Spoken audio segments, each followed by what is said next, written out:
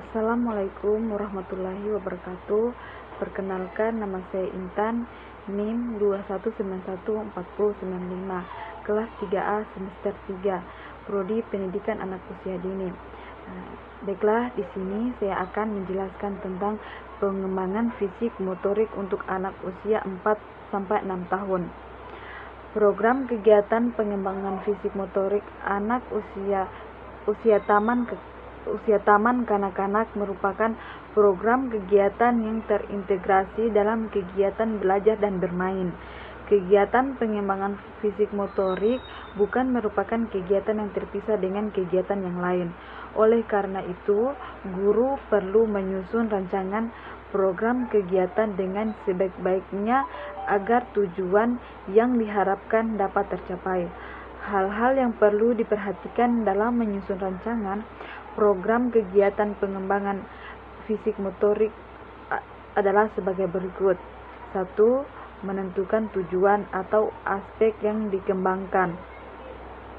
Tujuan merupakan sasaran atau harapan yang ingin dicapai dalam kegiatan pengembangan fisik motorik anak. Tujuan yang dimaksudkan di sini adalah kompetensi dasar yang dijabarkan dalam indikator-indikator. Kedua, pemilihan bentuk kegiatan yang dilaksanakan. Guru perlu memilih dan menentukan kegiatan yang akan dilaksanakan untuk mencapai tujuan. Pemilihan kegiatan ini harus sesuai dengan tingkat perkembangan anak dan karakteristik anak. Hal-hal yang perlu diperhatikan dalam menentukan kegiatan antara lain adalah sebagai berikut. 1. Melibatkan seluruh anak untuk dapat berpartisipasi aktif. 2. Menyenangkan dan dilakukan melalui bermain. Ketiga, dapat menyalurkan energi dan aspirasi anak. Keempat, membangkitkan keinginan anak untuk bereksperimen dan bereksplorasi. Kelima, mendorong anak untuk kreatif. Keenam, tidak membosankan. Ketujuh, sesuai dengan tingkat perkembangan anak. 8. Memberikan kebebasan pada anak untuk mengembangkan kegiatan sesuai dengan imajinasinya. Dan ke-9, sesuai dengan tema dan lingkungan anak. Ketiga, pemilihan alat dan bahan yang akan digunakan. Pemilihan alat dan bahan yang akan digunakan dalam kegiatan pembelajaran sebaiknya berdasarkan prinsip-prinsip sebagai berikut, yang salah satunya adalah sebaiknya bersifat multiguna. Artinya, alat tersebut dapat dipergunakan untuk pengembangan berbagai kemampuan yang sesuai. Selain sebagai alat peraga, juga digunakan sebagai alat bermain. Kedua, bahan yang digunakan mudah didapat di lingkungan sekitar TK dan murah harganya. Bahan tersebut dapat dibeli, diambil di lingkungan sekitar atau dari bahan-bahan bekas atau sisa. Ketiga, tidak menggunakan bahan yang berbahaya bagi anak.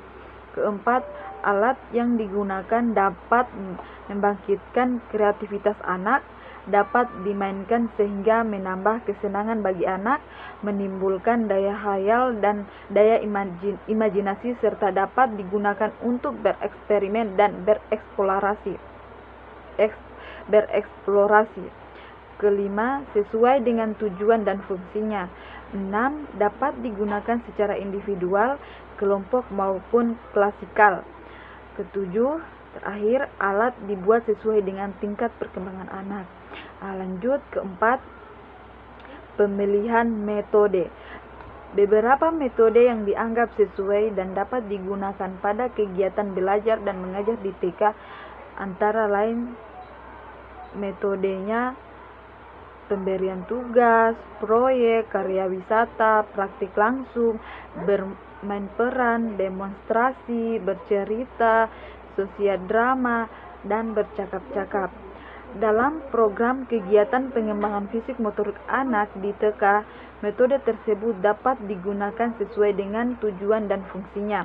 Namun, metode yang paling banyak digunakan untuk pengembangan fisik motorik adalah demonstrasi. penugasan praktik dan langsung, dan sosiodrama. Meskipun tidak menutup kemungkinan penggunaan metode lainnya baik secara terpisah maupun terintegrasi antara satu metode dengan yang lainnya. Itu saja yang dapat saya jelaskan. Lebih dan kurangnya mohon dimaafkan. Wabillahi taufiq wal hidayah. Wassalamualaikum warahmatullahi wabarakatuh.